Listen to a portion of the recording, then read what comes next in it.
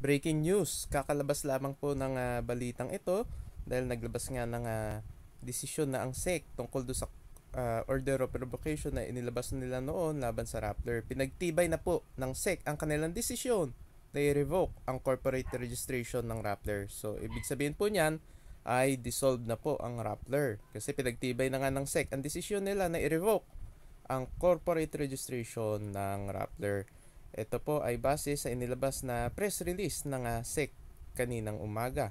At inilabas din nila yung kanilang desisyon doon niya sa order of revocation laban niya dito sa Rappler. So basahin natin yung nakapaloob doon sa 3 pahinang press release. So itong press release na ito ay inilabas ngayong umaga, June 29, 2022. Statement on affirmation of revocation of Rappler's corporate registration. The Securities and Exchange Commission or SEC confirms the issuance of an order dated June 28, 2022 affirming the revocation of the certificates of incorporation of Rappler Inc. and Rappler Holdings Corporation for their violation of constitutional and statutory restrictions on foreign ownership in mass media. To recall, the Commission en banc in a decision issued on January 11, 2018 found Rappler liable for violating the constitutional and statutory foreign equity restrictions in mass media when it issued questionable Philippine Depositary Receipts or PDRs that granted Omidyar Network, a foreign entity, control over the media organization. The PDRs included a provision requiring the Filipino stockholders of Rappler to seek the approval of Omidyar Network on fundamental corporate matters, a violation of the absolute constitutional and statutory prohibition on foreign control of mass media.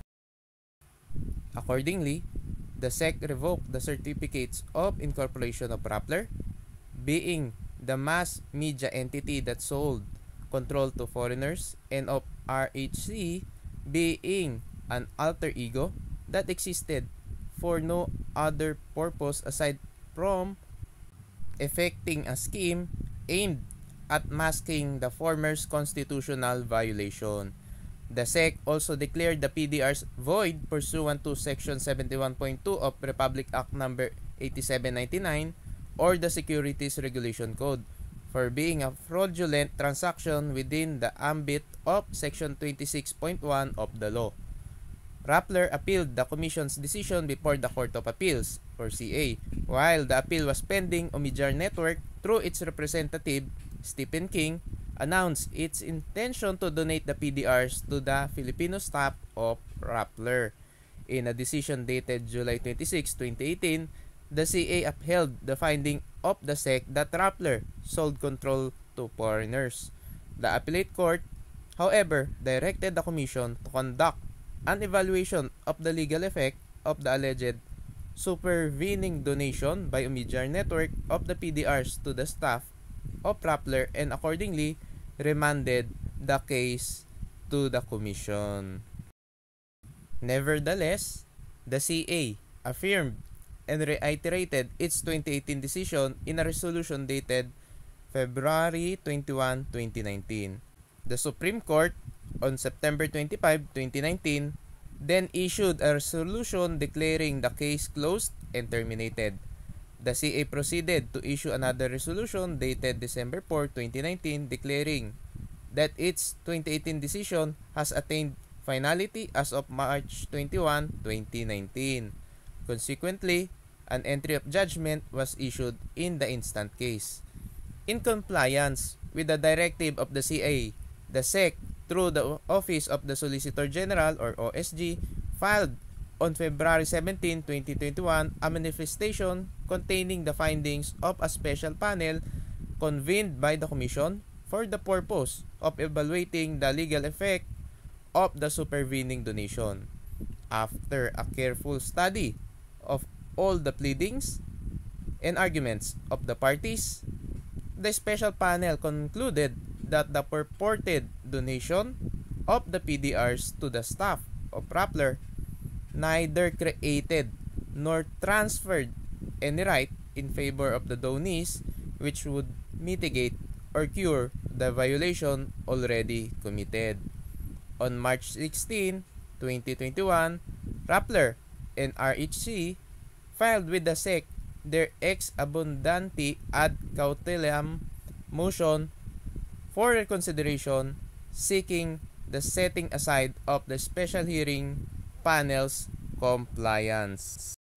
On March 19, 2021, Rappler and RHC filed with the CA their counter manifestation informing the appellate court that they have filed a motion for reconsideration with the Commission.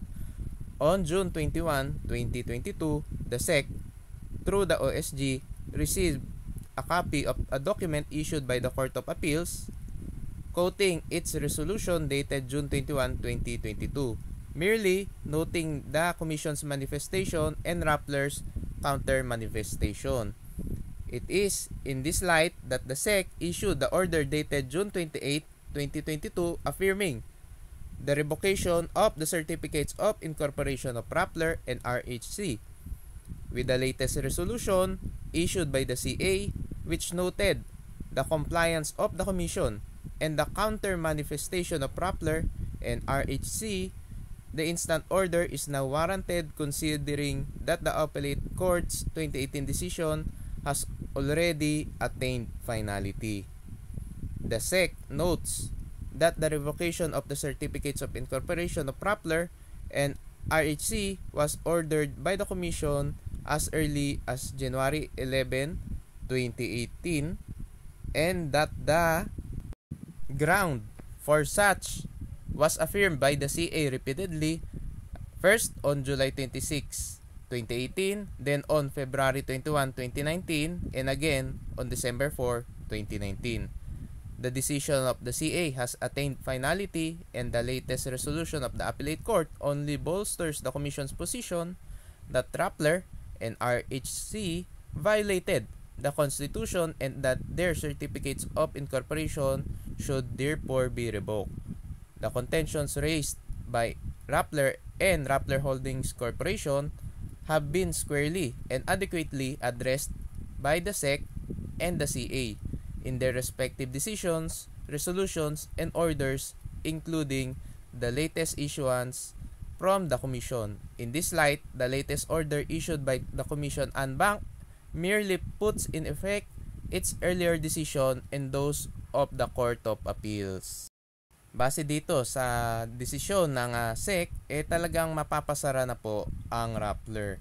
Kung gusto nyo pong mabasa yung buong dokumento do sa desisyon ng SEC, ay pwede nyo po yan makita doon sa website ng SEC under doon sa mga issuances nila.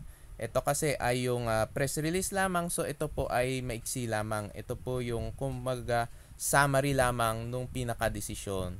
So, yan po ang latest tungkol po sa desisyon ng SEC laban sa Rappler.